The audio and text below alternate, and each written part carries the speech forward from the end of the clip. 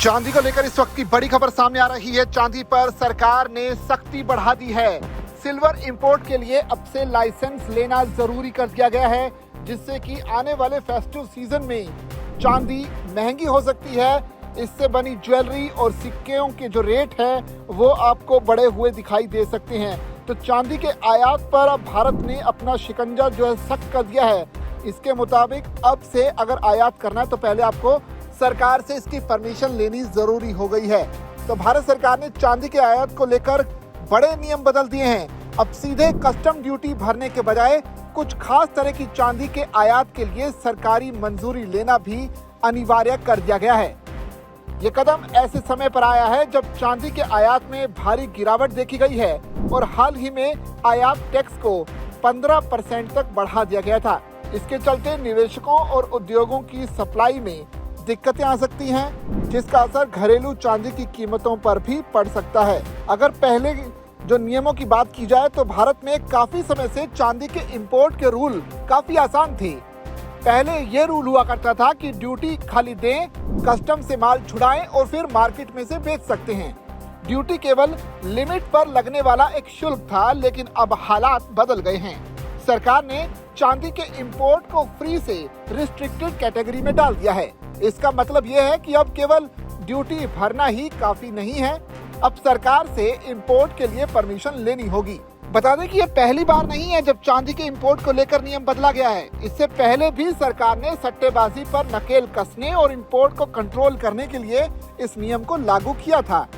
87% जो चांदी का इंपोर्ट है, सरकार के ट्रेड आंकड़े जो बताते हैं उसके मुताबिक मई 2026 में भारत ने केवल 7.56 करोड़ डॉलर की चांदी इंपोर्ट की थी, जबकि एक साल पहले ये आंकड़ा करीब 56.62 करोड़ डॉलर था। इसका मतलब ये है कि लगातार इसमें काफी अंतर देखने को मिल रहा है। भारतीय सरकार ने चांदी के आयात के लिए एक नई नियामक व्यवस्था लागू की है। अब तक जहां आयातकों को मुख्य रूप से कस्टम ड्यूटी भरनी होती थी, वहीं अब कुछ विशेष प्रकार की चांदी के लिए पहले सरकारी मंजूरी लेना अनिवार्य होगा। ये बदलाव चांदी के देश में आने वाले माल की मात्रा और प्रवाह पर सरकार का कंट्रोल बढ़ाने के लिए किया गया है। ये नया नियम ऐसे समय पर आया है जब चांदी की मांग में नरमी देखी जा रही है।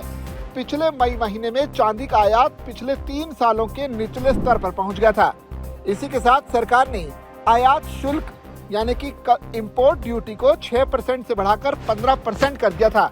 जहां बढ़े हुए टैक्स का मकसद भारी आयात को रोकना और देश के व्यापार संतुलन को संभालना था, वहीं अब ये सरकारी मंजूरी की नई शर्त एक अतिरिक्त बाधा के रूप में सामने आई है। इस बदलाव से उन कंपनियों पर असर पड़ने की आशंका है जो इलेक्ट्रॉनिक्स, ज्वेलरी और सोलर पैनल बनाने जैसे उद्योगों में इस्तेमाल होने वाली चांदी का बड़ी मात्रा में आयात करती हैं। इससे उनके ऑर्डर पूरे करने में देरी होगी और एडमिनिस्ट्रेशन कॉस्ट भी बढ़ने की संभावना है। चांदी पर लगाए गए ये कड़े नियंत्रण इस बात को साफ बताते हैं कि ये एक औद्योगिक कच्चा माल होने के साथ साथ एक कीमती धातु के रूप में भी निवेश का जरिया है।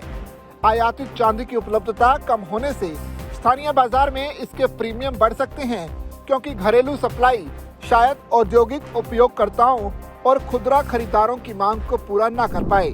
जो निवेशक कीमती धातुओं से जुड़ी कंपनियों के शेयर्स पर नजर रखते हैं या जो कंपनियां चांदी का ज्यादा उपयोग करती हैं, उन्हें इस नई नीति के कारण कच्चे माल की सोर्सिंग और लागत प्रबंधन में अनिश्चितता बढ़ सकती है। ऐसे में सवाल ये कि अब आगे क्या होगा। क्योंकि सरकारी मंजूरी पाने की प्रक्रिया अभी नई है, इसलिए ये देखना अहम होगा कि मंजूरी मिलने की रफ्तार कितनी तेज और लगातार रहती है। बाजार के जो पार्टिसिपेंट्स हैं, इस प्रक्रिया की समय सीमा और ये प्रतिबंध अस्थायी हैं या व्यापार नीति में स्थायी बदलाव का संकेत देते हैं, इस पर भी स्पष्टता का इंतजार करेंगे।